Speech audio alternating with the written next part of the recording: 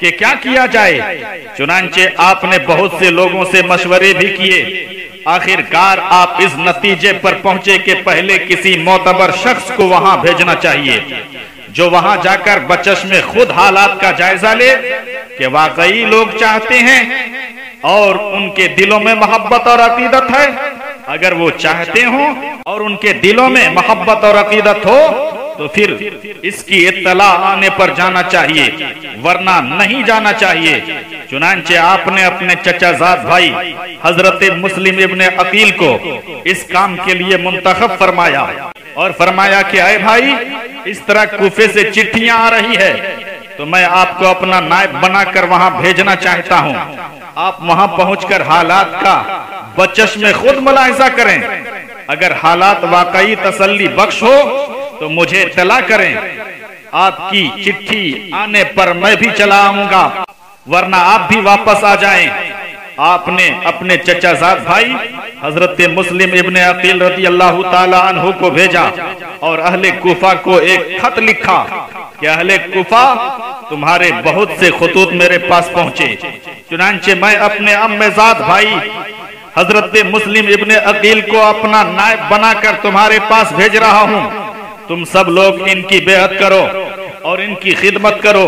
یہ تمہارے حالات کا جائزہ لے کر لکھیں گے، اگر حالات تسلی بخش ہوئے تو پھر ان کی اطلاع آنے پر میں بھی تمہارے پاس پہنچوں گا۔ آپ نے چٹھی لکھ کر مہر لگا کے حضرت مسلم ابن عقیل کو دے دی اور انہیں رخصت کر دیا۔ حضرت مسلم ابن عقیل کے دو بیٹے حضرت محمد اور حضرت ابراہیم بھی ساتھ تیار ہو گئے۔ وہ کہنے لگے، ابا جان، ہمیں چھوڑ کر نہ جائیں بلکہ اپنے ساتھ ہی لے جائیں۔ حضرت مسلم نے اپنے بچوں کا دل توڑنا گوارا نہ کیا اور اپنے چھوٹے چھوٹے بچوں کو بھی ساتھ لے لیا۔ وہ مکہ مکرمہ سے مدینہ منورہ آئے اور وہاں اپنے عزیزوں سے مل کر چلے اور کوفہ میں پہنچ گئے۔ کوفے میں ایک شخص تھا جس کا نام تھا عبید سقفی، وہ محب اہل بیت تھا۔ اس کے گھر میں اترے، جب لوگوں کو پتا چل گیا کہ حضرت امام مسلم تشریف لائے ہیں، کوفہ والے آپ کی تشریف آوری کی خبر سن کر جوق در جوق آپ کی زیارت کے لیے آ رہے تھے، اور ایک ہفتہ کے اندر 12,000 کوفیوں نے آپ کے دست مبارک پر حضرت امام حسین رضی اللہ تعالیٰ عنہ کی بیعت کی۔ حضرت امام مسلم رضی اللہ تعالیٰ عنہ نے عراق کے لوگوں کی گرویدگی و عقیدت دیکھ کر حضرت امام حسین رضی اللہ تعالیٰ عنہ کی خدمت اقدس میں خط لکھ دیا کہ یہاں کے حالات بہتر ہیں، اور التماس کیا کہ آپ جلد تشریف لے آئیں تاکہ بندگان خدا یزید ناپاک کے شر سے محفوظ رہیں اور دین حق کی تائید ہو سکے۔ مسلمان امام حق کی بیعت سے مشرف و فیضیاب ہو سکیں۔ کوفہ والوں کا جوش و جذبہ دیکھ کر حضرت نعمان ابن بشیر، جو صحابی رسول رضی اللہ تعالیٰ عنہ ہیں، جو اس وقت کوفہ کے گورنر تھے، کوفہ کے لوگوں کو جمع کیا اور فرمایا، اے لوگو سن لو، یہ بیعت یزید کی مرضی کے خلاف ہے اور وہ اس پر بہت بھڑکے گا اور فتنہ و فساد برپا کرے گا۔ حضرت نعمان ابن بشیر صحابی رسول رضی اللہ تعالیٰ عنہ نے اطلاع دے کر ضابطہ کی کارروائی پوری کر کے بیٹھ گئے اور اس معاملہ میں آگے کسی قسم کی کارروائی نہ کی۔ مسلم یزید حضرمی اور عمارہ ابن ولید ابن عقبہ، یہ لوگ یزید کے طرفدار تھے۔ ان لوگوں نے یزید ناپاک کو اطلاع دی کہ حضرت امام مسلم ابن عقیل تشریف لائے ہیں اور کوفہ والوں میں ان کی محبت و عقیدت کا جوش بڑھ رہا ہے۔ ہزاروں کوفی ان کے ہاتھ پر حضرت امام حسین رضی اللہ تعالیٰ عنہ کی بیعت کر چکے ہیں، اور کوفہ کے گورنر نعمان ابن بشیر نے اب تک کوئی کارروائی ان کے خلاف نہیں کی، نہ ان پر سختی کی اور نہ کوئی تدبیر عمل میں لائے۔ یزید ناپاک نے یہ خبر سنتے ہی نعمان ابن بشیر کو ان کے عہدے سے برخاست کر دیا اور ان کی جگہ عبید اللہ ابن زیاد، جو بصرہ کا گورنر تھا، اسے کوفہ کا بھی گورنر بنا دیا۔ عبید اللہ ابن زیاد بڑا مکار اور عیار شخص تھا۔ وہ بصرہ سے روانہ ہوا اور اس نے اپنی فوج کو قادسیہ میں چھوڑا اور خود حجازیوں کا لباس پہن کر اونٹ پر سوار ہو کر اور چند آدمیوں کو ساتھ لے کر رات کے اندھیرے میں مغرب و عشاء کے درمیان میں اس راستے سے کوفہ شہر میں داخل ہوا جس راستے سے مکہ کے لوگ آیا کرتے تھے۔ اس مکاری اور عیاری سے اس کا مطلب یہ تھا کہ ایسے طور پر شہر میں داخل ہونا چاہیے کہ کوفہ کے لوگ عبید اللہ ابن زیاد کو پہچان نہ سکیں اور کوفہ والے یہ سمجھیں کہ حضرت امام حسین رضی اللہ تعالیٰ عنہ تشریف لے آئے تاکہ وہ بے خطر امن و عافیت کے ساتھ کوفہ میں داخل ہو جائے۔ چنانچہ ایسا ہی ہوا۔ عبید اللہ ابن زیاد کی اس مکاری اور عیاری سے کوفہ کے لوگ دھوکے میں آ گئے۔ اہل کوفہ جن کو ہر لمحہ اور ہر آن حضرت امام حسین رضی اللہ تعالی عنہ کی تشریف آوری کا بڑی بے صبری سے انتظار تھا، انہوں نے دھوکہ کھایا اور رات کے اندھیرے میں حجازی لباس اور مکہ شریف سے آنے والے راستے سے آتا دیکھ کر سمجھے کہ حضرت امام حسین رضی اللہ تعالیٰ عنہ تشریف لے آئے۔ نعرہ مسرت بلند کیے گئے، مرحبا بکا یا ابن رسول اللہ وقدمت خیر مقدم کا شور مچایا۔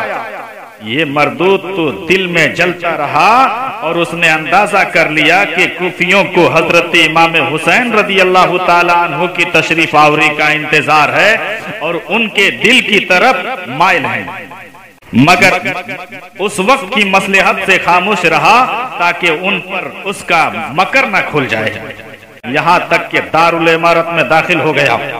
اس وقت کوفہ والے یہ سمجھے کہ حضرت امام حسین رضی اللہ عنہ نہ تھے بلکہ مکار عبید اللہ ابن زیاد اس فریب اور دھوکہ کے ساتھ آیا اور انہیں حضرت مایوسی ہوئی۔ رات گزار کر صبح کو عبید اللہ ابن زیاد نے کوفہ والوں کو جمع کیا اور حکومت کا پروانہ پڑھ کر سب کو سنایا اور یزید ناپاک کی مخالفت سے ڈرایا اور دھمکایا۔ طرح طرح کے ہیلوں اور بہانوں سے حضرت امام مسلم کی جماعت کو منتشر کر دیا۔ حضرت امام مسلم رضی اللہ تعالیٰ عنہ ہانی ابن عروہ کے مکان میں تشریف فرما تھے۔ عبید اللہ ابن زیاد نے محمد بن اشعث کو ایک فوج کے ساتھ ہانی ابن عروہ کے مکان پر بھیجا اور اس کی فوج نے ہانی ابن عروہ کو گرفتار کر لیا اور عبید اللہ ابن زیاد کے پاس بھیج دیا اور ان کو قید کر لیا گیا۔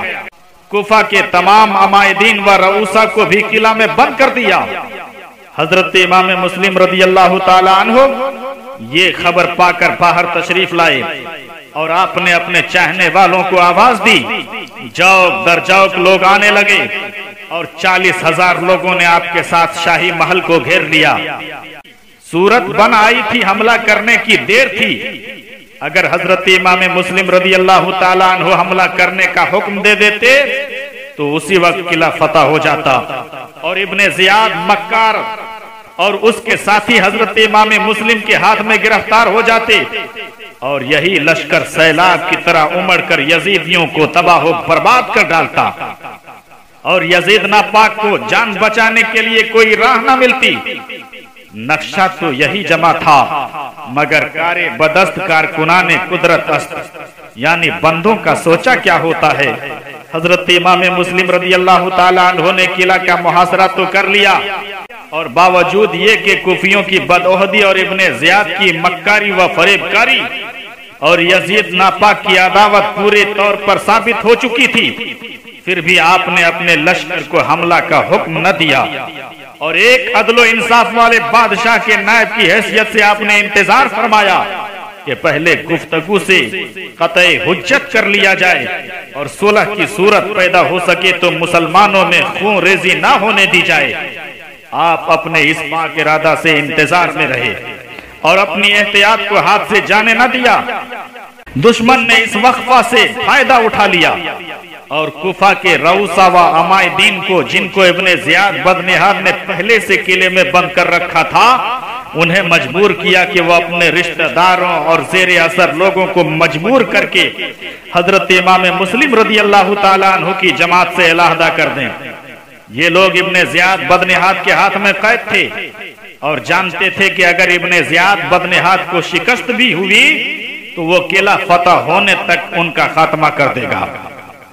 اس خوف سے وہ سب گھبرا اٹھے اور انہوں نے کیلا کی دیوار پر چڑھ کر اپنے رشتہ دار متعلقین سے گفتگو کی اور انہیں حضرت امام مسلم رضی اللہ تعالی عنہ کا ساتھ چھوڑ دینے پر انتہا درجے کا زور دیا اور بتایا کہ علاوہ اس بات کے کہ حکومت تمہاری دشمن ہو جائے گی، یزید ناپاک تمہارے بچے کو قتل کر ڈالے گا، تمہارے مال لٹوا دے گا، تمہاری جاگیریں اور مکان ضبط ہو جائیں گی۔ یہ اور مصیبت ہے کہ اگر تم لوگ حضرت امام مسلم رضی اللہ تعالی عنہ کے ساتھ رہے تو ہم جو ابن زیاد کے ہاتھ میں قید ہیں قلعہ کے اندر مارے جائیں گے۔ اے لوگو، اپنے انجام پر نظر ڈالو، ہمارے حال پر رحم کرو، اپنے گھروں کو چلے جاؤ۔ یہ ہیلا کامیاب ہوا اور حضرت امام مسلم رضی اللہ تعالی عنہ کا لشکر منتشر ہونے لگا، یہاں تک کہ بوقت شام حضرت امام مسلم رضی اللہ تعالی عنہ نے کوفہ کی مسجد میں جس وقت مغرب کی نماز شروع کی تو آپ کے ساتھ 500 آدمی تھے، اور جب نماز سے فارغ ہوئے تو آپ کے ساتھ ایک بھی نہ تھا۔ تمناؤں کے اظہار اور التجاؤں کے تومار سے جس عزیز مہمان کو بلایا تھا اس کے ساتھ یہ وفا ہے کہ وہ تنہا ہیں اور ان کی رفاقت کے لیے کوئی ایک بھی موجود نہیں۔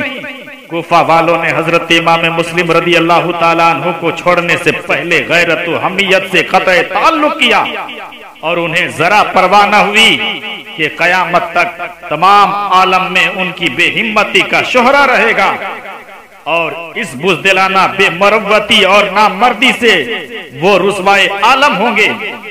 حضرت امام مسلم رضی اللہ تعالیٰ عنہ اس غربت و مسافرت میں تنہا رہ گئے، کدھر جائیں، کہاں قیام کریں؟ حیرت ہے کہ کوفہ کے تمام مہمان خانوں کے دروازے مقفل تھے، جہاں سے ایسے محترم مہمانوں کو مدعو کرنے میں خطوط اور رسائل کا تاتا باندھ دیا گیا تھا۔ چھوٹے چھوٹے بچے ساتھ ہیں، کہاں انہیں لٹائیں، کہاں انہیں سلھائیں؟ کوفہ کے وسیع خطہ میں 2-4 گز زمین حضرت امام مسلم رضی اللہ تعالی عنہ کے شب گزارنے کے لیے نظر نہیں آتی۔ اس وقت حضرت امام مسلم رضی اللہ تعالی عنہ کو حضرت امام حسین رضی اللہ تعالی عنہ کی یاد آتی ہے اور دل تڑپا دیتی ہے۔ وہ سوچتے ہیں کہ میں نے امام حسین کی بارگاہ میں خط لکھا، تشریف آوری کی التجا کی ہے، اور اس بد عہد قوم کے اخلاص و عقیدت کا ایک دلکش نقشہ امام حسین رضی اللہ تعالی عنہ کے حضور پیش کیا ہے اور تشریف آوری پر زور دیا ہے۔ یقیناً حضرت امام حسین رضی اللہ تعالی عنہ میری التجا رد نہ فرمائیں گے اور یہاں کے حالات سے مطمئن ہو کر ماں اہل و عیال چل پڑیں گے۔ یہاں انہیں کیا مسائب پہنچیں گے اور چمن زہرہ کے جنتی پھولوں کو کس قدر تکلیف پہنچے گی، یہ غم الگ دل کو گھائل کر رہا تھا اور اپنی تحریر پر شرمندگی محسوس کر رہے تھے کہ میں نے خط لکھ دیا ہے، اور حضرت امام حسین کے لیے خطرات علیحدہ بے چین کر رہے تھے اور موجودہ پریشانی جدا دامن گیر تھی۔ اس حالت میں حضرت امام مسلم رضی اللہ تعالیٰ عنہ کو پیاس معلوم ہوئی۔ ایک گھر سامنے نظر آیا جہاں طغا نامی ایک عورت موجود تھی، اس سے پانی مانگا۔ اس عورت نے پہچان لیا اور پانی پیش کیا اور اپنی سعادت سمجھ کر آپ کو اپنے مکان کے اندر بلا لیا۔ اس عورت کا بیٹا محمد ابن اشعث کا گرگا تھا، اس نے فوراً ہی اس کو خبر دی اور اس نے ابن زیاد بدنہاد کو اس پر مطلع کیا۔ عبید اللہ ابن زیاد نے عمر ابن حریث کوفہ شہر کے کوتوال اور محمد ابن اشعث کو بھیجا۔ ان دونوں نے ایک لشکر کو ساتھ لے کر طغا کے گھر کو گھیر لیا اور چاہا کہ حضرت امام مسلم کو گرفتار کر لیں۔ حضرت امام مسلم رضی اللہ تعالی عنہ تلوار لے کر نکلے اور مجبوراً آپ نے ان ظالموں سے مقابلہ کیا۔ ان ظالموں نے دیکھا کہ حضرت امام مسلم ان کی فوج اس طرح ٹوٹ پڑے جیسے شیر ببر بکریوں کے ریوڑ پر حملہ کرتا ہے۔ آپ کے شیرانہ حملوں سے ظالموں کے حوصلے ٹوٹ گئے، ان میں سے بعض مارے گئے اور بے شمار زخمی ہوئے۔ ان ظالموں بے وفاؤں کو معلوم ہو گیا کہ مولا علی شیر خدا کے میدان کے ایک جوان سے مقابلہ آسان نہیں ہے۔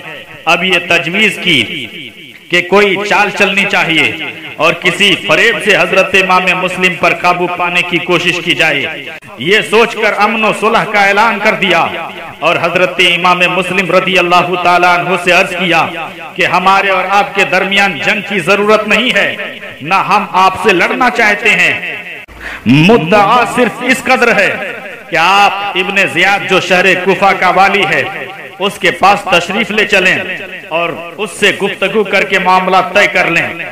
حضرت امام مسلم نے فرمایا میں خود جنگ و جدال کا ارادہ نہیں رکھتا ہوں، اور جس وقت میرے ساتھ 40,000 کا لشکر تھا اس وقت بھی میں نے جنگ نہیں کی، اور میں انتظار کرتا رہا کہ ابن زیاد گفتگو کر کے کوئی صلح کی صورت پیدا کرے اور قتل و خوریزی نہ ہونے پائے۔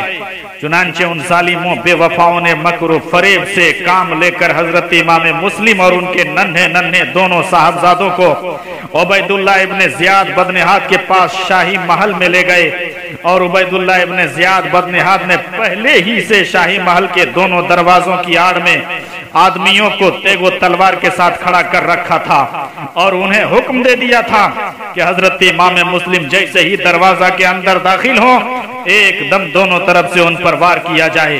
حضرت امام مسلم اس مکاری و عیاری سے بے خبر اور ناواقفیت کے ساتھ تشریف لا رہے ہیں، اور آپ یہ آیت کریمہ ربنا افتح بیننا و بین قومنا بالحق پڑھتے ہوئے شاہی محل کے دروازے میں داخل ہوئے۔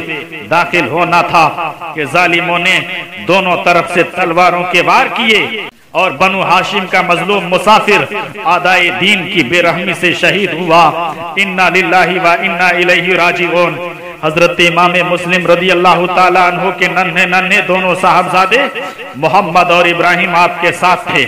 انہوں نے اس بے کسی کی حالت میں اپنے مہربان باپ کا سر ان کے مبارک تن سے جدا ہوتے ہوئے دیکھا۔ چھوٹے چھوٹے بچوں کے دل غم و رنج سے پھٹ گئے۔ ایک بھائی دوسرے بھائی کو دیکھتا تھا اور ان کی سرمیگی آنکھوں سے خون کے آنسو جاری تھے، لیکن اس معرکہ ظلم و ستم میں کوئی ان ننھے ننھے بچوں پر رحم کرنے والا نہ تھا۔ ستمگاروں نے ان نو نہالوں کو بھی تیغ ستم سے شہید کیا۔ انا للہ و انا الیہ راجعون، اور ہانی کو قتل کر کے سولی پر چڑھا دیا۔ ان تمام شہیدوں کے سروں کو نیزوں پر چڑھا کر کوفہ کے گلی کوچوں میں پھرایا گیا، اور بے حیائی کے ساتھ کوفیوں نے اپنی سنگ دلی کا عملی طور پر مظاہرہ کیا۔ یہ واقعہ 3 ذی الحجہ 60 ہجری کا ہے۔ اسی روز حضرت امام حسین رضی اللہ تعالیٰ عنہ مکہ مکرمہ سے کوفہ کے لیے روانہ ہوئے۔